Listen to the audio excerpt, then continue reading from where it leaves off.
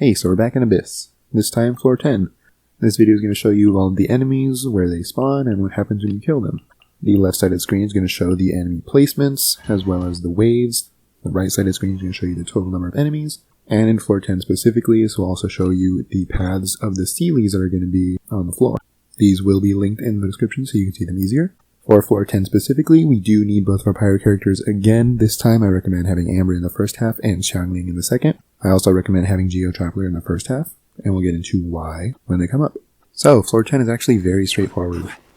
For the first floor, we're going to have 3 Cryo Slimes and 3 Cryo Hurlers.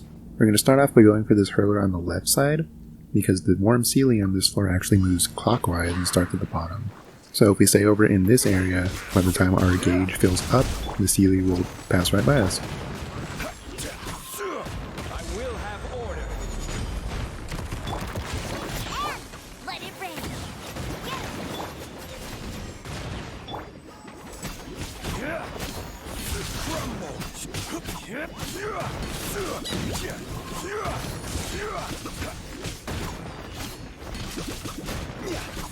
Once you kill the 3 Hilichurls, 3 more will spawn in the exact same spot.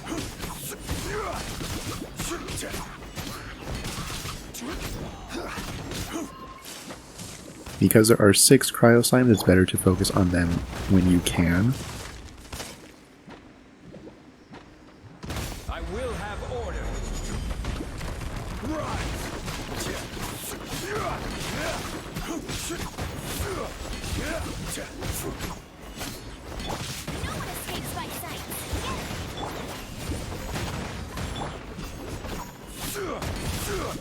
Once we kill all of those Hilichurls, 2 more will spawn in the back. But continue your efforts on the Cryo Slimes until there's only 1 left. Because when you kill that last Cryo Slime, a Cryo Abyss Mate is going to spawn, and trying to deal with him and everything else is just really annoying.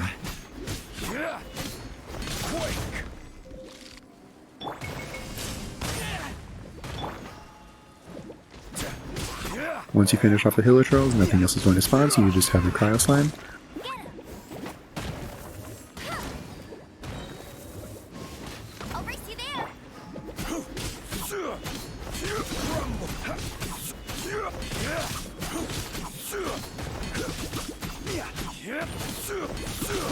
And once he's down, we have a Cryo Abyss Mage, and you can just burst him down. Saving Amber's ult for him can save you a little bit of time.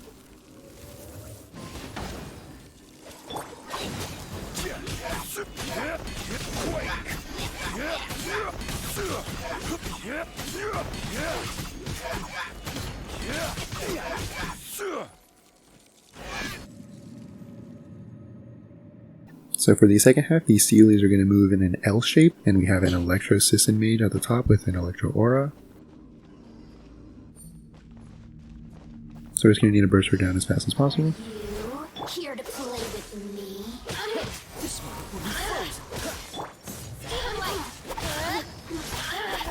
Now when we kill her, we're going to have a Cryo Abyss Mage and 2 Hydro Somaturls. Try to kill her on the left side, because we want to deal with the Somaturls as fast as possible. Otherwise they're just going to keep healing each other, and that's really annoying.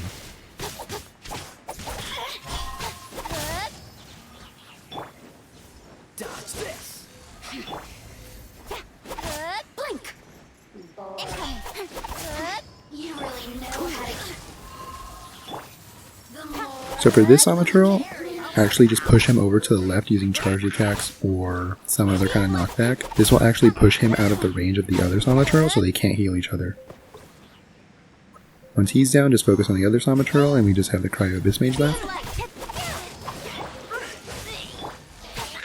He does have an aura, so you do have to watch out for the ice traps, but they're not really that big of a deal.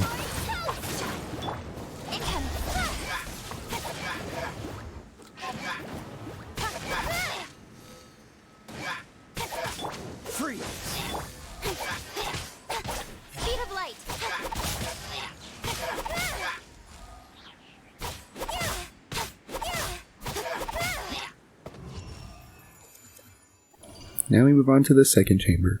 We're going to have to deal with 4 Hilichurls with Ice Shields and 2 Hurlers.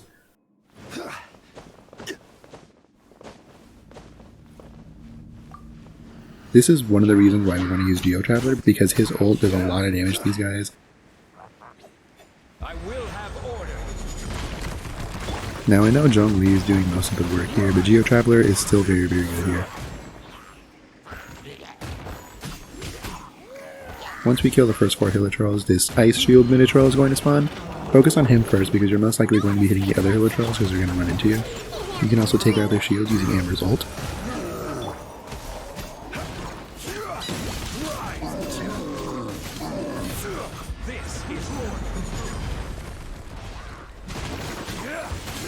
And he's really the only threat. Once he's down, you just have to clean up some Hilitrolls and we're done.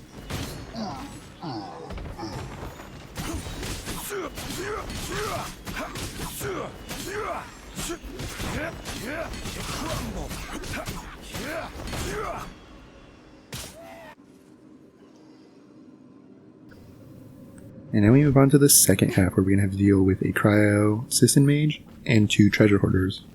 One that throws Electro Potions and one that throws Cryo Potions. Right off the bat we're going to want to hit the one on the left and kill him. And once he's down we can just focus on the other one, leaving the Sisson Mage alone.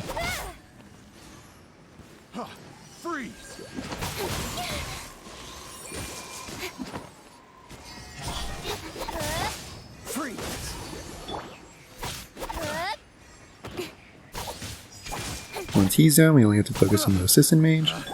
Now there's technically 2 ways to take down her shield. You can just brute force your way through using Pyro or Electro, but this usually does take a while and she almost is always just going to put her shield right back up. So the more consistent but slightly harder way is to actually kill the Sisson bats that she summons. Once you kill all 3, she will drop her shield, usually. Sometimes I feel like she doesn't, but that might just be a bug or something, I really don't know.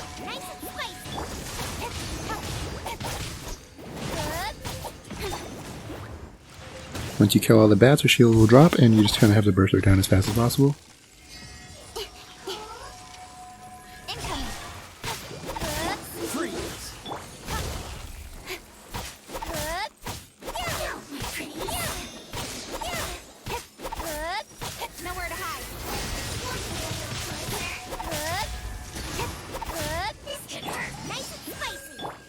She will do one attack where she kind of groups all of her Sisson bats together. That's going to be your best chance to knock them all out.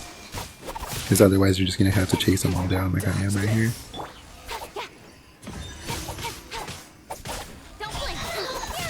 If you have moves with knockback, that'll prevent her from actually attacking.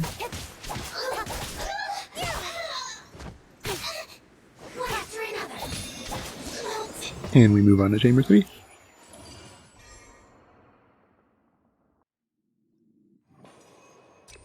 Now Chamber 3 starts off with a Pyro for 2E agent and a Cryo Sisson Mage at the bottom with an aura. This is why we use Geo Traveler, because we're going to want to start off with his ult and the little meatball. This will always knock the Pyro agent back so he doesn't start off with that attack where he has like revolving fire blades, because otherwise it's really hard to attack him. And after that initial stagger, as long as you just keep staggering him like this, he won't attack and you can just burst him down really, really fast.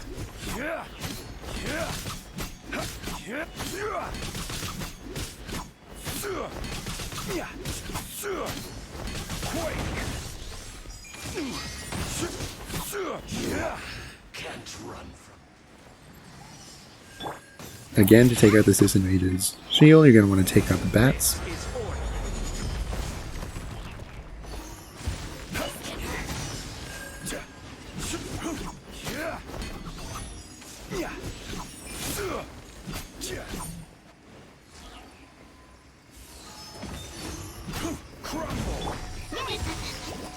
And once you take down the last bat, her shield will drop. Again, we can use Geo Traveler's Rock to knock her back, and then from here just continually stagger her and she can't do anything.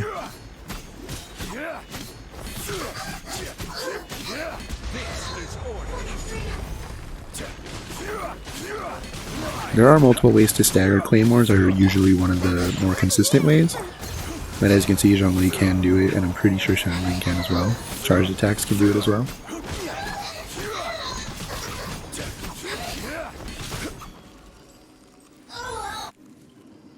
And for the last second half, we only have one Cryolateral with an aura.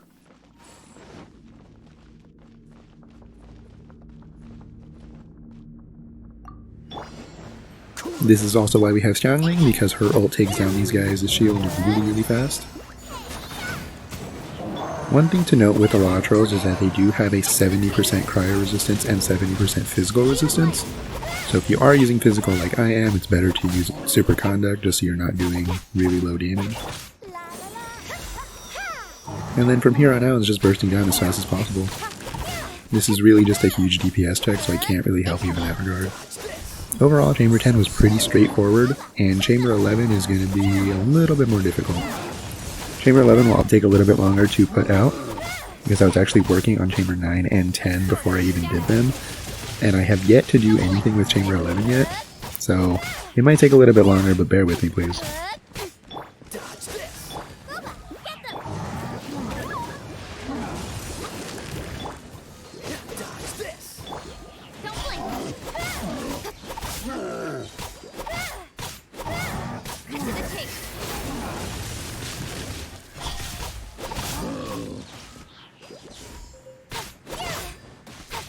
And we're done.